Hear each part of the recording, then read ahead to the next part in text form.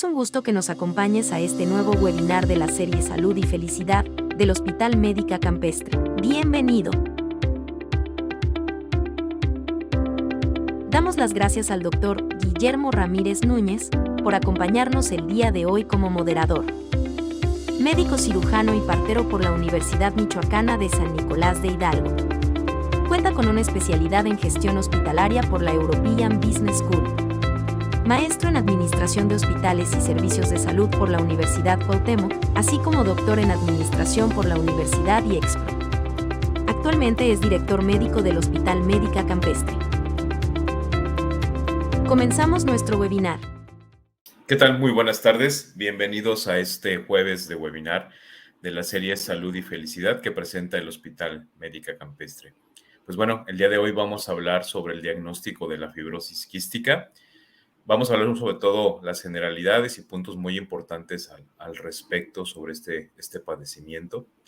Los síntomas y la severidad de la fibrosis quística pues pueden variar muchísimo. Algunas personas tienen problemas serios desde el momento de su nacimiento. Otras pueden tener un tipo más leve de la enfermedad que no se manifiesta hasta la adolescencia o al inicio de una edad adulta temprana. En algunas ocasiones se tienen pocos síntomas, pero con el paso del tiempo estos se pueden incrementar. La fibrosis quística afecta a los epitelios de varios órganos, resultando en una enfermedad que afecta tanto el tracto respiratorio, el páncreas, el intestino, el hígado, las vías biliares, el tracto genital masculino y las glándulas de sudor. Y pues bueno, el día de hoy la doctora Corina Grisel Ayala Pérez nos hablará al respecto sobre el diagnóstico de fibrosis quística. La doctora es egresada de la Universidad Michoacana de San Nicolás de Hidalgo, de la licenciatura médico cirujano y partero. Realizó una especialidad en pediatría en el Instituto Nacional de Pediatría, avalada por la Universidad Nacional Autónoma de México. Tiene una subespecialidad en neumología pediátrica en el Instituto Nacional de Pediatría, avalado también por la Universidad Nacional Autónoma de México. Es certificada por la Sociedad Mexicana de Pediatría, por el Consejo Nacional de Neumología y pertenece a varias sociedades, como ser el Colegio Mexicano de Neumólogos Pediatras, la Sociedad de Neumología y Cirugía de Tórax y la Sociedad Latinoamericana de Tórax. Y pues bueno, también forma parte del grupo de pediatría del Hospital Médica Campestre. Y pues el día de hoy, doctora, pues contamos con su presencia, le agradecemos mucho su tiempo. Es un tema muy importante, ya nos lo habían solicitado en alguna ocasión, sobre todo porque se ha diagnosticado con mayor facilidad y es más frecuente que encontremos pacientes con algún tipo de síntomas parecidos o tengamos que hacer algún diagnóstico diferencial. Y pues es importante saber con quién vamos a referenciar a estos pacientes, doctor. Y pues bueno, el tema pues de hoy es sumamente importante y pues bueno, la queremos escuchar, doctor. Bienvenida. Muchísimas gracias, doctor Guillermo, por la invitación. Estoy encantada de poder participar con ustedes en estas sesiones y poder expresar un poquito de lo que vemos y valoramos y el diagnóstico oportuno de estos pacientitos con fibrosis quística. Muy bien, doctor, adelante. Rebe, ¿nos pones la diapositiva, por favor?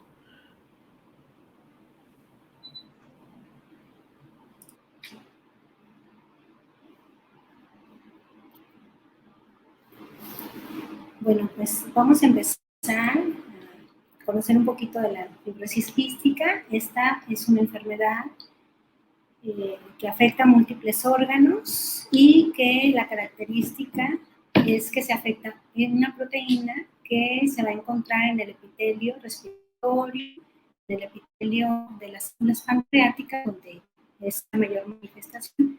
Esta proteína se le conoce como CFTR, es una proteína que regula la conducción de electrolitos y agua, lo que va a dar como las características clínicas que se presentan en estos pacientes. Esta alteración genética, como ya dijimos, se encuentra situada en el brazo largo del cromosoma 7. Hablando un poquito de historia de la fibrosis quística, podemos decir que desde 1938 se conoce o se empezó a conocer esta enfermedad por una patóloga pediatra, la cual hizo la primera descripción en pacientitos que desafortunadamente fallecieron con ilioma meconial, y esto es desde 1938. Posteriormente, el doctor Farber en 1945 le dio el nombre de mucoviscidosis, que hasta hace poco tiempo se conocía la enfermedad cirosis. Posteriormente, se encontró en 1953 que esta alteración estaba caracterizada por una alteración de los electrolitos en las células epiteliales como el cloro y el sodio. Y ya posteriormente, en 1959, Gibson y Cook hacen la prueba estándar o el gold estándar que actualmente todavía utilizamos para el diagnóstico de la fibrosis quística.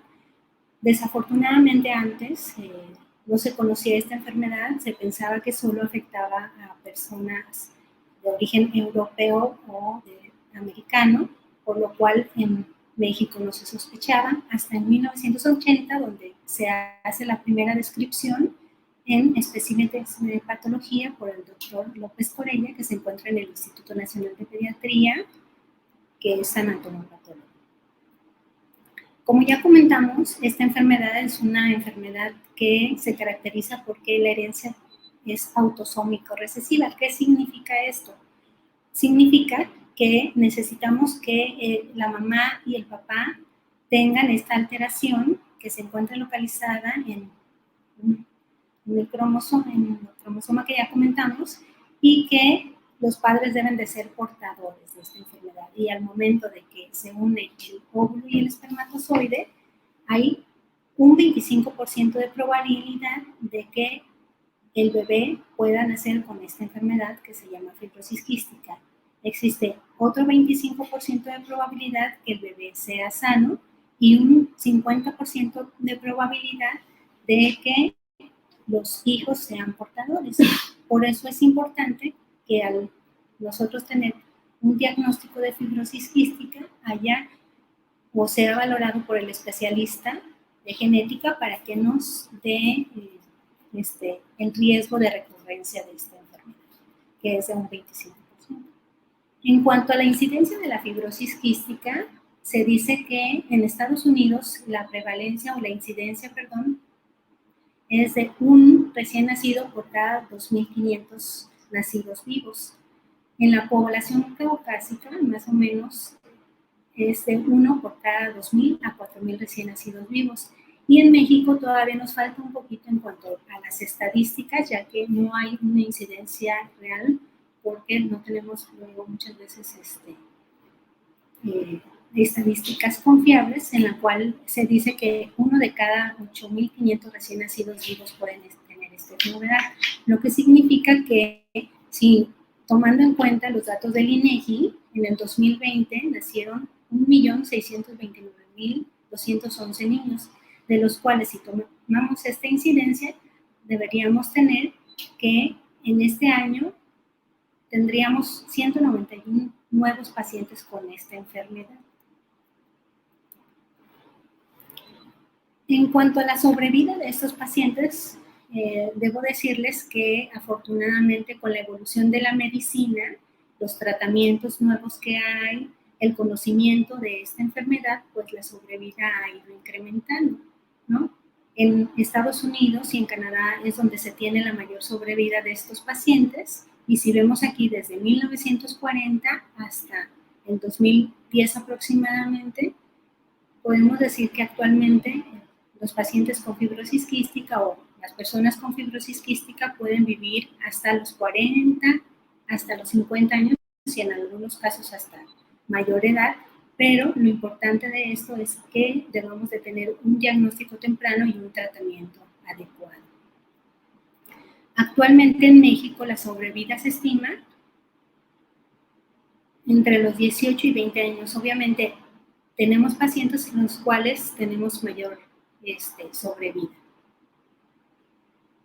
Y la característica de esta alteración genética es que existen diferentes mutaciones, las cuales van a condicionar esta enfermedad y se van a clasificar en 6 tipos de mutaciones. Unas las cuales tienen poca función de esta proteína CFTR, y otras en las cuales funciona de forma disminuida, o hay una síntesis reducida o hay una vida media reducida en la producción de esta proteína.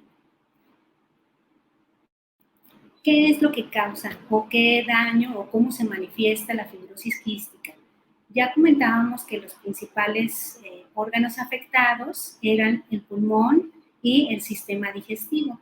En el pulmón, ¿qué pasa? Al haber una alteración en este gen, lo que va a alterar es que en las células epiteliales los canales de cloro no funcionen adecuadamente. Y esto va a conducir a que los iones de cloro no pueden salir a la membrana o a las membranas apicales y van a conducir a que haya en las vías respiratorias donde normalmente se produce moco, haya un moco espeso, difícil de sacar, que los cilios que se encuentran en el epitelio respiratorio no puedan movilizar adecuadamente ese moco, y esta afectación en el equilibrio hidroelectrolítico que hay en la célula o en el moco espeso va a conducir a que este moco no pueda eliminarse adecuadamente y se acumule en la mucosa. Y esta acumulación de moco en la mucosa nos va a condicionar que sea como un cultivo, un caldo de cultivo que les gusta a las bacterias, las cuales van a infectar las vías respiratorias. Luego entonces podemos decir que la mutación genética va a alterar las secreciones viscosas de las vías respiratorias, lo que nos va a condicionar una infección en los bronquios. Y este moco espeso, abundante, que no se puede sacar fácilmente por las personas que padecen la enfermedad, va a hacer que sea susceptible a ciertas bacterias que nos van a hacer también sospechar en algún momento que pueda ser esta enfermedad. Por ejemplo, el Staphylococcus aureus o las Pseudomonas aeruginosa, las cuales a su vez va a condicionar que haya ciertos mecanismos en la vía respiratoria, lo que nos va a condicionar una inflamación crónica, y esta inflamación crónica con esa infección, con esas secreciones viscosas, hacen un círculo vicioso que va a condicionar lo que finalmente va a hacer el daño del pulmón. Por ejemplo, las bronquiectasias o la fibrosis del parénquima pulmonar. Luego entonces podemos decir que el cuadro clínico de la fibrosis quística se va a caracterizar por tres cosas: una enfermedad pulmonar obstructiva crónica, una insuficiencia pancreática exócrina y con una elevación de los niveles de cloro y sodio en sudor. Esa es como la tríada clásica que podemos tener en estos pacientitos. ¿Y cómo se va a manifestar? ¿Qué signos y síntomas podemos tener en los pacientes que nos hagan sospechar que pueda tener esta enfermedad? Desde el nacimiento, los bebecitos o los neonatos que cursen con un retardo en la expulsión de la primera evacuación, que se llama meconio, puede sospecharse que pueden tener esta enfermedad, obviamente con signos y síntomas que se van a ir agregando en el transcurso del tiempo. El síndrome de tapón meconial: si tu bebé o un bebé tuvo un síndrome de tapón meconial o un niño meconial, hasta no demostrar lo contrario, hay que sospechar que pueda tener fibrosis quística. Cuando nosotros tenemos un bebé con estas características, amarillito, que le llaman ictericia, que ya se estudió y que no se conoce aún la causa y que persiste con ictericia, hay que sospechar que pueda tener fibrosis quística. En algunos casos no es tan frecuente en recién nacidos, pero en casos donde no tenemos una causa de cirrosis que pueda estar causando en un niño, hay que sospechar fibrosis quística. En niños con pancreatitis recurrentes, donde ya investigamos y que no hay cálculos, que no hay alguna otra alteración, hay que sospecharlo. En pacientes con tos recurrente, con infecciones de vías respiratorias recurrentes, que tengan una respiración rápida, persistente, que no ganen peso a pesar de que comen bien, están ávidos de comer, no suben adecuadamente de acuerdo al nacimiento, hay que sospecharlo. ¿Qué otros signos y síntomas podemos sospechar en los lactantes? Pues ya comentábamos, ¿no? Que no suban de peso. Esta enfermedad, la característica en la vía digestiva es que puedan tener diarreas crónicas o lo que llamamos esteatorrea. ¿Y qué significa esto? Que por la característica de la insuficiencia pancreática no absorben adecuadamente las grasas y van a tener evacuaciones o popós con material fecal abundante, huele feo, es oleosa, brilla, pueden tener gotitas de grasa. Muchas veces estos bebés, por la desnutrición que tienen, por la debilidad muscular que tienen en el área de la colita, pueden tener prolapsos rectales. Otra de las manifestaciones muchas veces pueden ser infecciones respiratorias recurrentes o bronquiolitis, que catalogamos como bronquiolitis recurrentes. Algunos de ellos pueden tener algo que llamamos nosotros como síndromes perdedores de sangre. ¿Y cómo se manifiesta eso? Son niños que sudan de forma importante, son muy sudones, siempre hacen escarcha aquí en su frente, se les pone blanco, sobre todo en etapas de primavera, de verano, sudan mucho y a veces hasta con una sudoración profusa pueden tener deshidratación moderada, severa, hasta llevarlos a un estado de choque. En niños ya más grandes, ¿qué otros datos podemos tener para sospechar la enfermedad? En neumonías recurrentes, ¿no? Ya cuando un niño tiene más de 2 neumonías o se hospitalizó por 2 neumonías, aguas, algo está pasando. Tenemos que estudiar qué está condicionando que este bebé se esté enfermando de forma recurrente. Ya comentamos sobre la mala absorción intestinal, que son diarreas crónicas, a lo mejor no son líquidas como habitualmente es una diarrea viral, son más bien pastosas, algunos mencionan como evacuaciones bofitas. Un niño con tos crónica productiva hay que estudiarlo, ¿no? Es muy importante. Un niño con asma nunca va a tener tos productiva. Un niño con asma atípica, con asma de mala evolución, que no la podamos controlar, hay que buscarle otra cosa, ¿no? Pacientitos ya que en algún momento hicieron alguna neumonía y que en las imágenes de rayos X encontramos huequitos en las áreas de los pulmones o dilatación importante de los bronquios, que sospechemos que tenga bronquiectasias, hay que descartar que no esté cursando con una fibrosis quística. Si en algún momento un bebé que esté enfermo de alguna neumonía, que venga de su casa, que no haya estado hospitalizado de forma prolongada, tiene un cultivo o una secreción donde crece una bacteria que se llama Staphylococcus aureus o Pseudomonas aeruginosa, hay que sospechar dentro del abordaje que pueda tener fibrosis quística. Obviamente, si tenemos familiares que tienen bebés que han fallecido en etapas tempranas de la vida, que fallecieron por neumonías y que no se llegó a un diagnóstico como tal, hay que sospechar fibrosis quística. Dentro de las manifestaciones gastrointestinales, pues como ya comentábamos, la insuficiencia pancreática exócrina es como la característica de esta enfermedad y esta va a ir evolucionando en el transcurso del tiempo. Ya comentábamos y saben que muchas veces las manifestaciones gastrointestinales son las primeras que dan ahí datos sutiles de que algo está pasando, ¿no? Ya decíamos el hilio meconial, la ictericia prolongada, la diarrea crónica, niños que a pesar de una buena alimentación no suben de peso, están desnutridos, muchos de ellos pueden tener reflujo gastroesofágico secundario o datos de reflujo, prolapsos rectales, ¿no? En cuanto nosotros, para el diagnóstico de estos pacientes ya vimos las manifestaciones clínicas que pueden tener estos pacientes, pero ¿qué nos podría ayudar de forma temprana a hacer un diagnóstico oportuno de la enfermedad? Pues el tamiz neonatal ampliado es una herramienta que es muy importante hacerla en todos los niños, ¿no? En todos los niños que nacen. Y esta prueba lo que nos va a ayudar a hacer es prevenir que los recién nacidos puedan tener este tipo de enfermedades. Y dentro de las enfermedades que se pueden diagnosticar por tamiz neonatal está la fibrosis quística.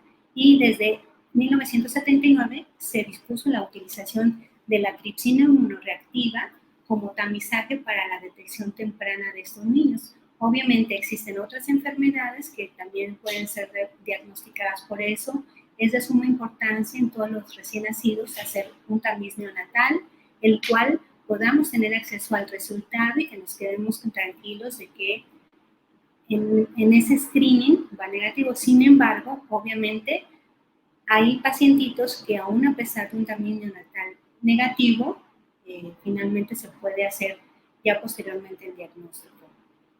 Este tamiz neonatal va a permitir, ¿qué nos permite un tamiz neonatal ampliado o un tamiz neonatal?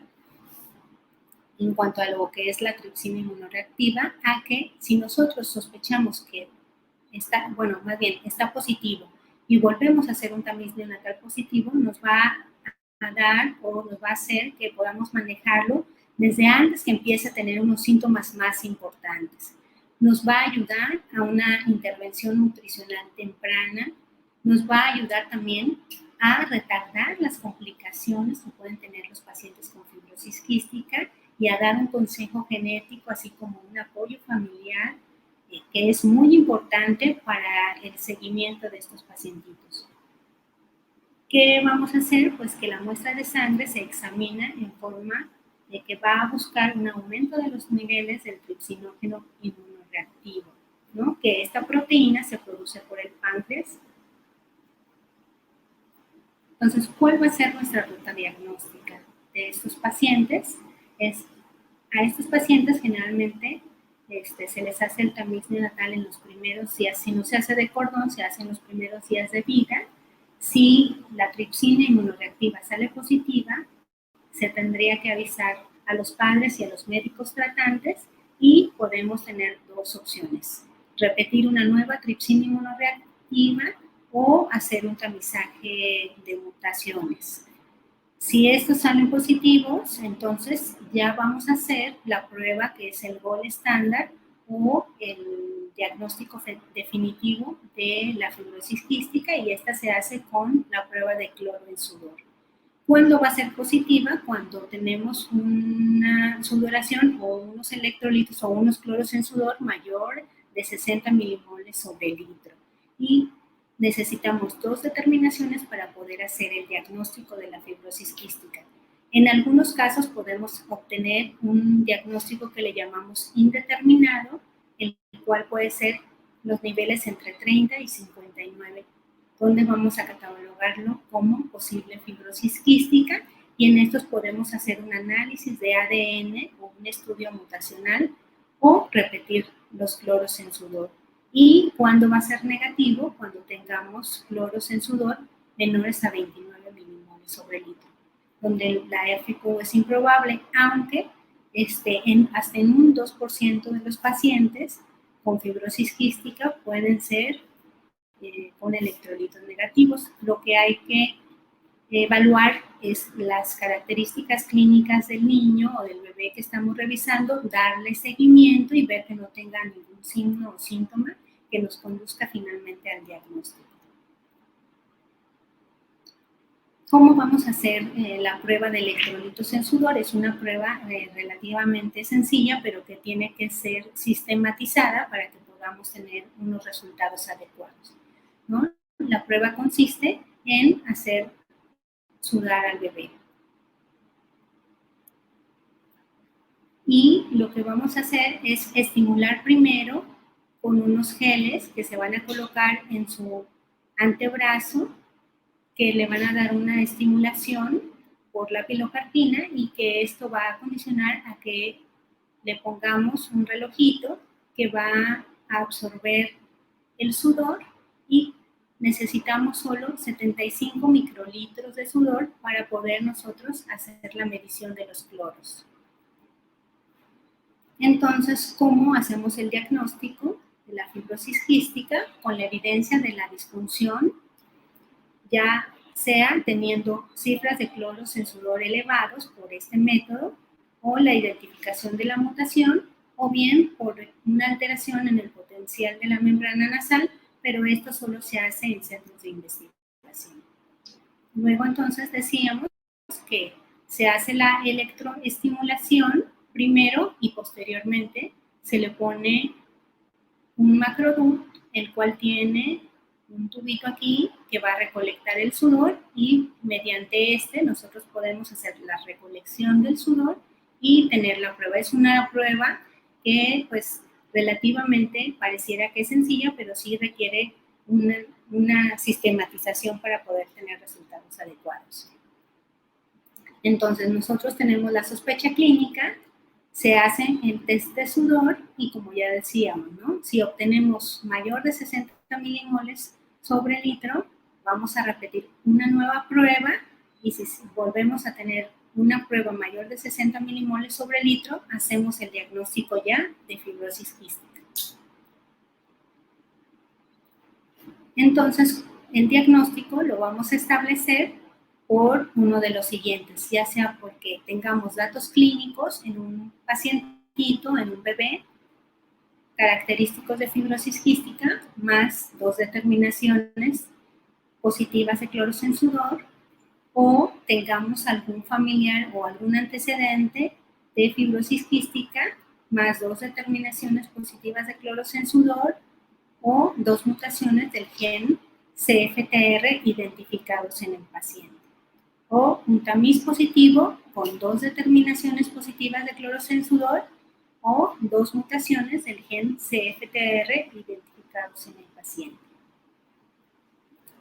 Desafortunadamente, o bueno, cada vez se está conociendo más mutaciones que pueden condicionar esta enfermedad. Actualmente se conoce que existen más de 2.000 mutaciones identificadas del gen CFTR y la más frecuente a nivel mundial es conocida como F508 delta, que se encuentra en más del 70% de los alelos.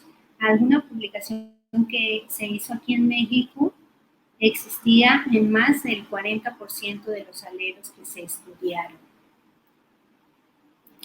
¿Qué hallazgos en las radiografías podemos encontrar en los pacientes que nos hagan sospechar que tienen esta enfermedad? ¿No?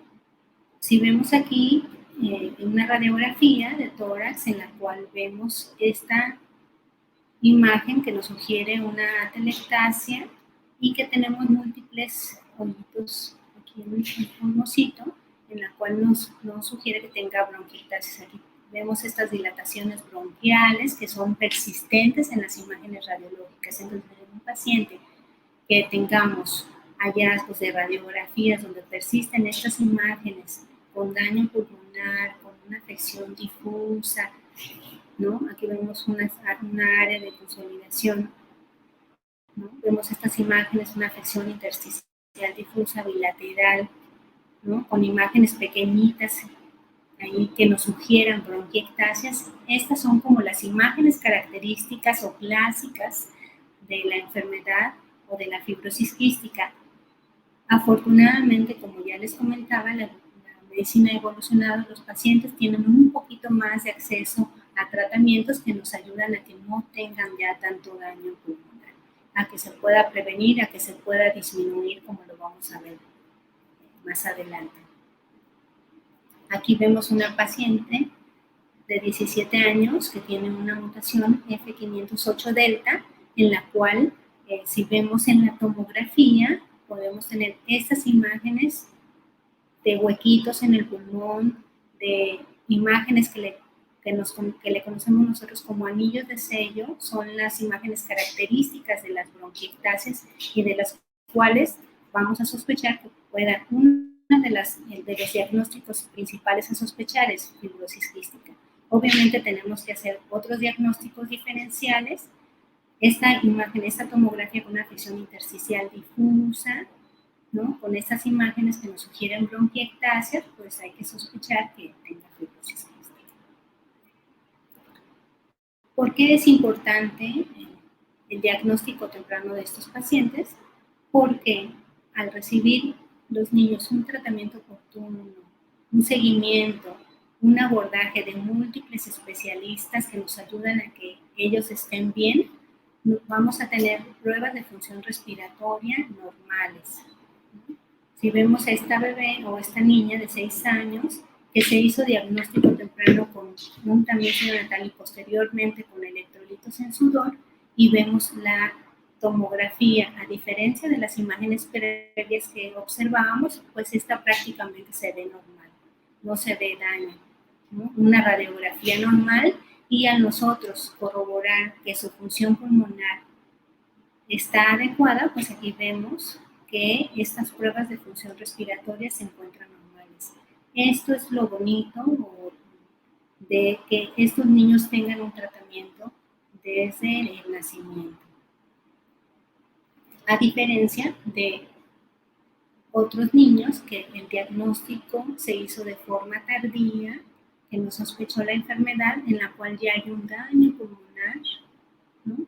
Que finalmente hay que darle seguimiento a estos pacientes.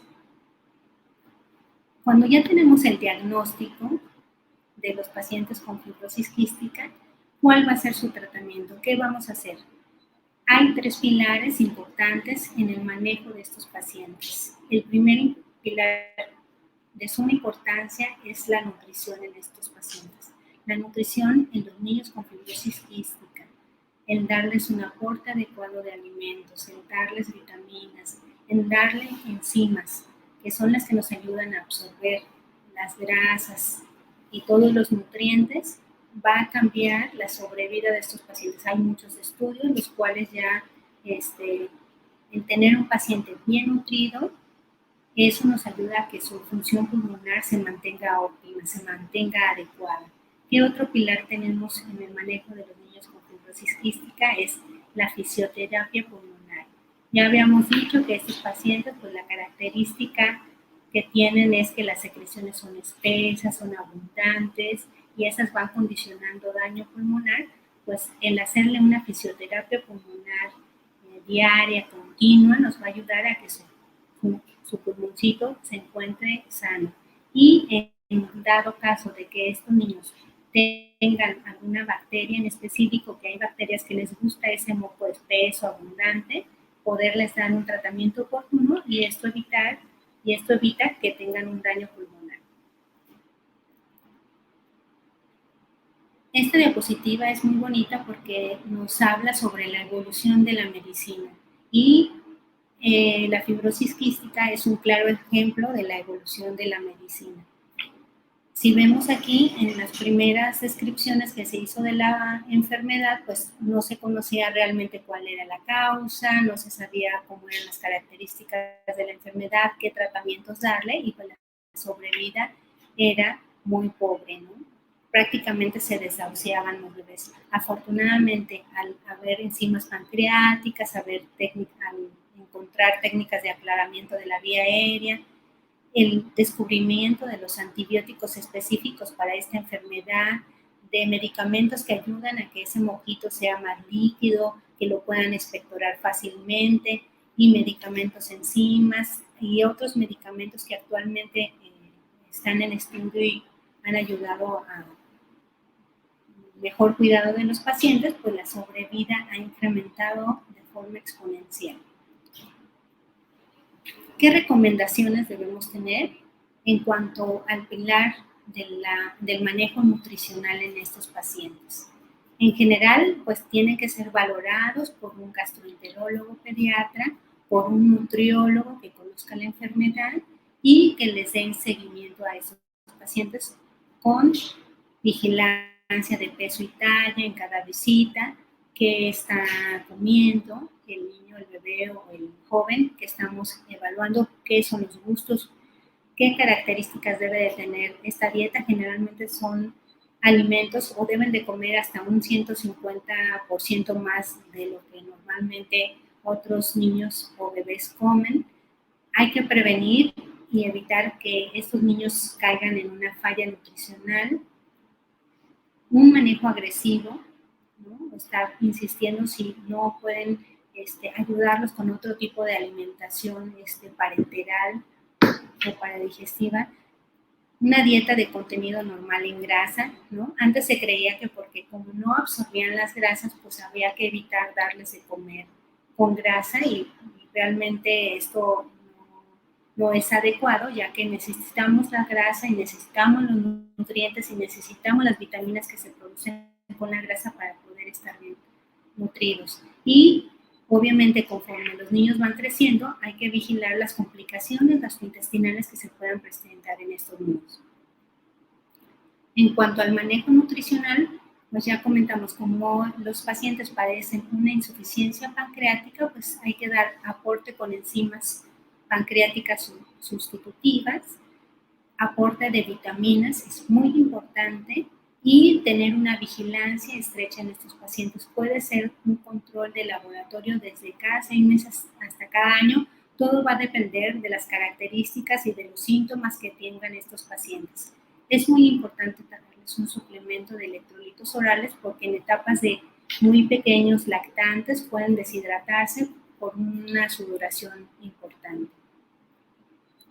Desde el punto de vista de la fisioterapia pulmonar, que es el segundo pilar importante en el manejo de estos pacientes, existen diferentes técnicas de aclaramiento del moco, las cuales nos pueden ayudar a que los niños tengan una mejor calidad de vida y a que la función pulmonar permanezca dentro de la normalidad, ¿no? Y esto es con darles drenaje postural. Hay ciertos aditamentos que podemos utilizar para que ayuden a las secreciones a que tengan un flujo turbulento y que se puedan ser más fáciles expectoradas por los niños, así como los ejercicios. En estos bebés no hay contraindicación de hacer alguna actividad física, al contrario, queremos niños activos, niños que jueguen, niños que suban a la bicicleta, que hagan todas las actividades que ellos tengan, que crezcan en una vida normal, ¿no? Existen otras terapias que pueden ayudarnos también para que ellos se encuentren, tengan una función pulmonar normal, como el nebulizador. Casi todos los pacientitos con fibrosis quística deben de tener un nebulizador con características específicas para poder utilizar medicamentos nebulizados, tanto para ayudarles a sacar el moquito como para darles tratamiento antibiótico en caso de que tengamos la opción y ellos estén colonizados por alguna bacteria como son las pseudomonas originosas. Existen otras terapias como los chalecos vibratorios, que no son la panacea, pero que sí ayudan de forma importante en el manejo de estos pacientes. Y el tercer pilar, que es muy importante en el manejo de estos pacientitos, es cuando ya tenemos o empiezan a estar colonizados o empiezan a tener ciertas bacterias características que nos pueden hacer que el pulmón se dañe cada vez más. Y el manejo de los antibióticos que se utilizan en fibrosis quística han mejorado de manera dramática el pronóstico y las expectativas de vida de estos pacientes. ¿Qué hacemos desde el punto de vista respiratorio? Pues generalmente hacemos una evaluación clínica cada 3 meses. Esto obviamente va a ser determinante de acuerdo a las características en particulares de cada pacientito. Si es necesario, los estamos viendo cada 2 meses, cada mes. Todo nos va diciendo cada pacientito cómo se va comportando, cómo lo vamos conociendo. Estos chiquitos con fibrosis quística no tienen contraindicación para las vacunas. Todas sus vacunas o las vacunas que se encuentran en la cartilla nacional tienen que ser aplicadas y algunas adicionales también pueden ser aplicadas en estos pacientes. El seguimiento para nosotros saber si están colonizados por alguna bacteria específica, por ejemplo, pseudomonas, que al estar colonizados por esta bacteria, se ha visto que al colonizarse de forma crónica, la función pulmonar puede disminuir hasta en un 50%. Por eso es tan importante que nosotros le demos seguimiento en este aspecto. La vigilancia de complicaciones de las vías respiratorias, ya sea por una radiografía de tórax o por una tomografía pulmonar de alta resolución en la cual podemos encontrar afecciones leves. Y obviamente cuando estén en edad de hacer pruebas de función respiratoria, puede ser una espirometría que generalmente se recomienda que se haga a partir de los 5, si el niño es muy, o puede cooperar con el estudio, pero a partir de los 6 ya pueden hacer muy bien este estudio. Así como en caso de ser necesario, otros estudios como son la pletismografía o la DLCO, que se puedan hacer anual. En cuanto al manejo respiratorio que nosotros les damos en el seguimiento de estos pacientes, muchas veces podemos hacer estudios de laboratorio cada año para ver cómo se encuentran de forma en general, las pruebas de función hepática, una biometría hemática completa, tiempos de coagulación. Es importante muchas veces también que, aunque no estemos sospechando que tenga una cardiopatía como tal, estos niños pueden desarrollar algo que se llama hipertensión pulmonar secundaria a la afección respiratoria. Entonces, sí es importante en estos niños que tengan una valoración por un cardiólogo cada año. En cuanto a los medicamentos, muchas veces tenemos que dar medicamentos que ayuden a que esta flemita la puedan sacar más fácilmente utilizando broncodilatadores, en algunos casos DNAsa, que esta lo que va a hacer es diluir ese moquito que se encuentra en la vía respiratoria, la cual tiene que aplicarse de forma diaria para poder hacer sus ejercicios respiratorios. En algunos casos, los esteroides inhalados de forma crónica se dan solamente y en caso de que el niño tenga alguna otra enfermedad, por ejemplo, asma concomitante. Y también existen algunos antibióticos que ya podemos dar de forma nebulizada, como es la topramicina inhalada. Existen otros como la colomicina o el Astronam, que aquí en México actualmente no hay.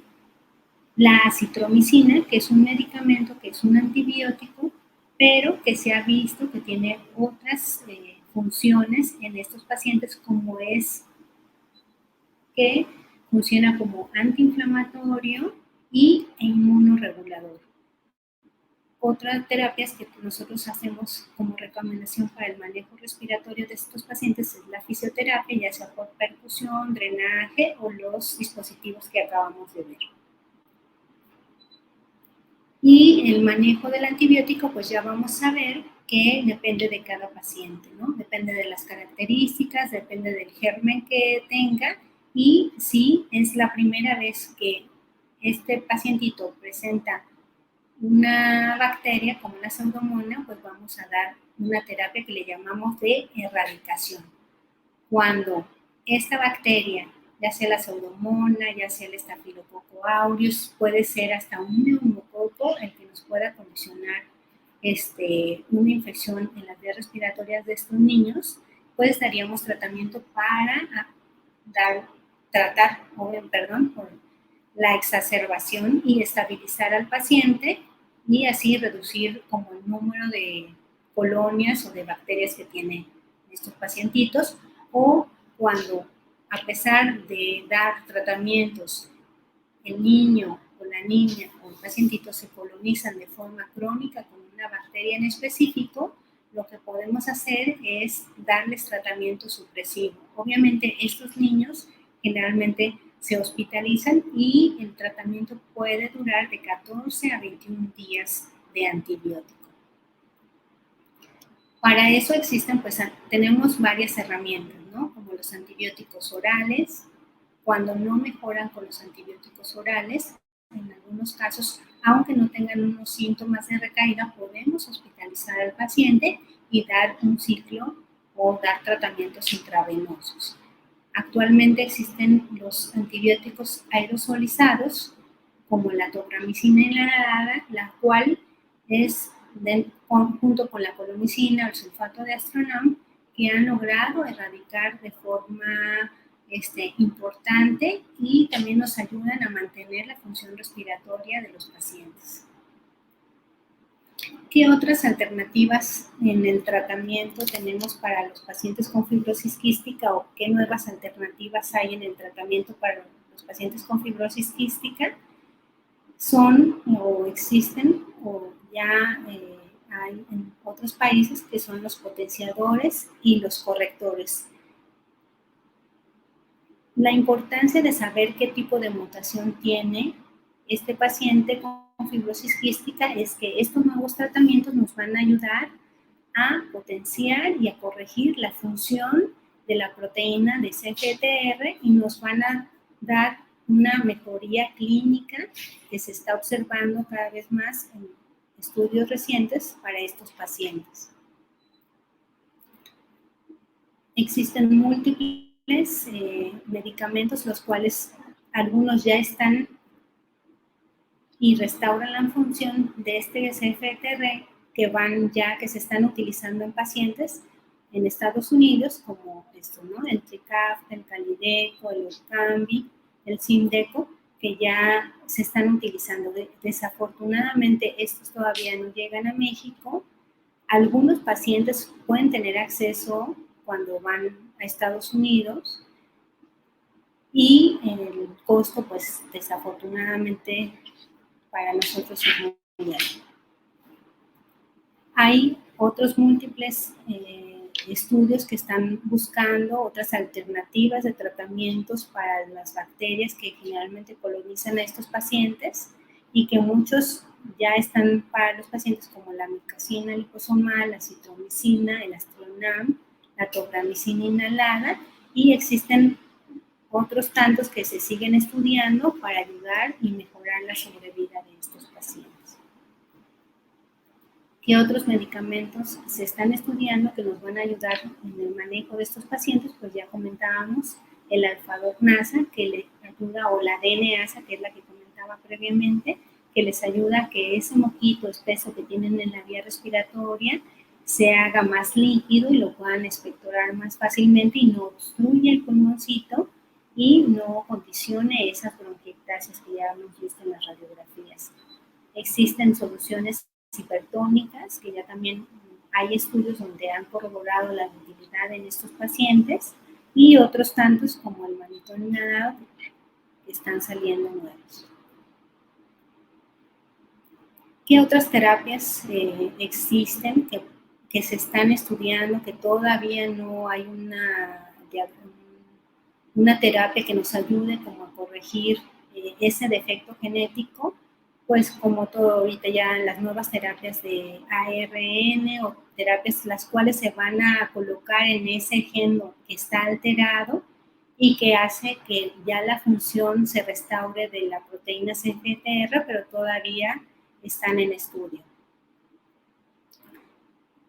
Y pues dentro de las otras terapias que existen también está el trasplante pulmonar, el cual todavía aquí en México estamos como en pañales, ¿no? Entonces, ojalá que pronto podamos tener acceso a todos estos medicamentos que ya comentaba previamente y que podamos ayudar de forma oportuna, que tengan una mayor sobrevida estos pacientes.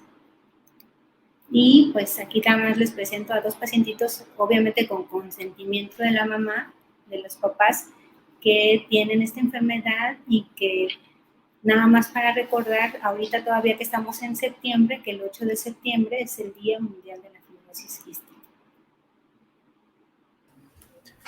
Muy bien, doctora, muchísimas gracias. Una presentación muy vasta, pero muy entendible, sobre todo los puntos más importantes que a veces como papás es importante que conozcamos. Doctora, por aquí tenemos algunas preguntas que me gustaría realizarle. Mire, nos pregunta Rosalía: buenas tardes, ¿es lo mismo fibrosis pulmonar que fibrosis quística? Hace 3 meses mi marido falleció de fibrosis pulmonar y el médico me dijo que eso le dio consecuencia de su trabajo. No es lo mismo. La fibrosis pulmonar que se presenta en los adultos es diferente a la fibrosis quística, ¿no? La fibrosis pulmonar se puede presentar por múltiples causas. Ahorita lo estamos viendo, por ejemplo, con la pandemia del COVID, ¿no? Es una infección que daña tanto los pulmones que esa infección causa la presencia de esa fibrosis. Como en el caso del ejemplo que me dice, pues hay fibrosis pulmonares que son ocupacionales, ¿no? Que si se exponen a humo de leña, humo de tabaco, por ejemplo, aquí en Guanajuato, en las minas, ¿no? O el carbón, eso va a condicionar un depósito en los pulmones y va a causar fibrosis pulmonar, pero es diferente a la fibrosis quística. Muchas gracias, doctora. Bueno, esto ya lo comentó en la presentación, pero probablemente no lo alcanzó a escuchar o fue muy prematura la pregunta. Alan nos pregunta, hola, buenas tardes. ¿Cuánto tiempo puede vivir una persona con fibrosis quística? Pues como decía yo, desafortunadamente bueno, en Estados Unidos y en Canadá son los lugares donde más viven estos pacientes, que es entre 40 y 50 años de edad. Aquí en México la sobrevida en promedio más o menos es de 18 años, pero he de decir que tenemos pacientes mucho más grandes que han pasado a etapas adultas y también en algunos pacientes adultos, por ejemplo, que no pueden tener bebés, sobre todo los hombres. Uno de los diagnósticos que hay que descartar es que no tengan fibrosis quística porque puede condicionar azoospermia obstructiva. Entonces, hay fibrosis quística en adultos, sí hay que sospecharla. Muy bien, doctora, muchas gracias. Bueno, nos está preguntando Teresa. Doctora, buenas tardes. Entonces, ¿hay alguna forma de combatir la fibrosis o solo es controlable con el tratamiento? Hasta ahorita solo la podemos controlar, ¿no? Aquí en México solo la podemos controlar. Con estas nuevas terapias que comenté, que son potenciadores y que corrigen la función, apenas hay estudios donde se ha visto que han mejorado la sobrevida. No revierten el daño, lo limitan y ya tienen una función o una vida más normal. Sí se están conociendo estos nuevos medicamentos, están teniendo como, es una promesa muy buena, pero ahorita en México aquí solo la podemos controlar. Muy bien, doctora. Por aquí también la presentación lo comentó, pero bueno, Alan nos está preguntando, ¿los niños diagnosticados con fibrosis quística deben tener un plan alimentario específico? Sí, así es. Todos estos niños requieren un manejo multidisciplinario, o sea, que lo vea el pediatra es muy importante, que conozca la enfermedad, que le dé seguimiento, que sepa que existe.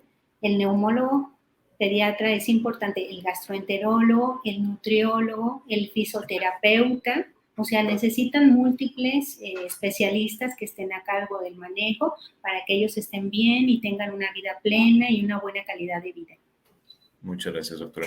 Bueno, por aquí tenemos también una última pregunta, doctora.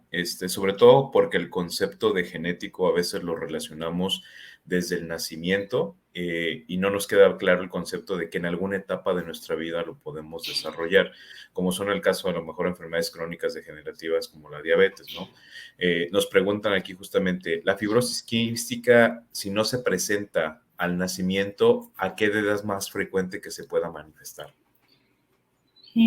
Mira, generalmente, como es una enfermedad genética, va a empezar con signos muy sutiles al nacimiento, ¿no? Puede que pasen algunos desapercibidos, pero conforme pasa el tiempo, a los 2, 3, 4 meses, ya empiezan a tener sintomatología y sobre todo, como decía, desde el punto de vista digestivo, porque no crecen, no suben de peso.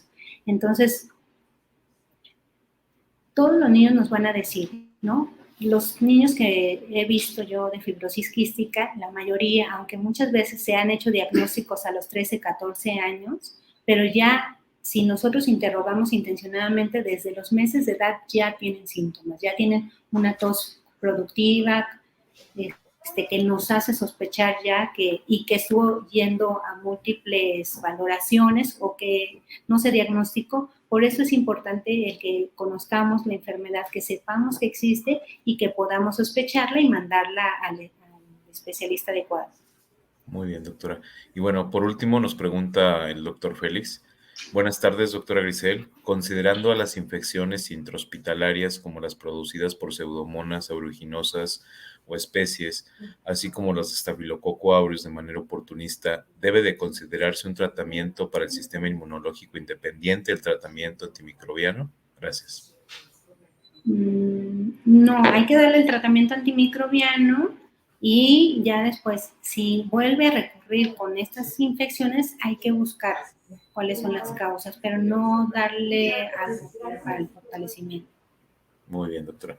Bueno, doctora, pues muchísimas gracias. Un tema muy interesante, un tema sabemos que hasta cierto punto es de difícil manejo y sobre todo pues la perspectiva también es muy importante. Y pues bueno, sobre todo uno de los puntos más importantes del webinar es transmitir esta información a todas las personas que estén interesadas en el tema. Y bueno, doctora, nos están preguntando también dónde pueden solicitar una valoración con usted, no solamente para cuadros de fibrosis quística, sino todo lo relacionado con neumología pediátrica.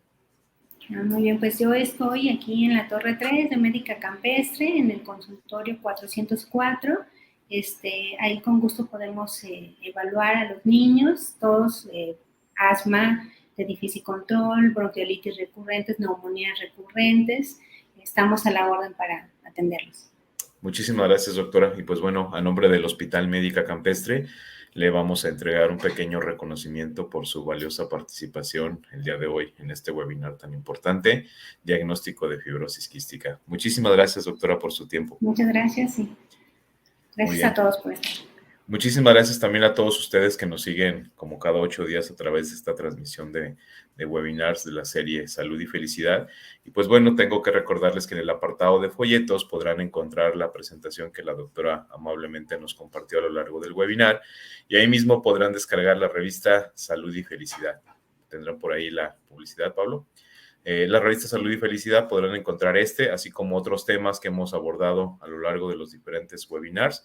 Vamos en el número 65 de la serie y pues bueno, los invito cordialmente a que la descarguen y la compartan con todos sus amigos.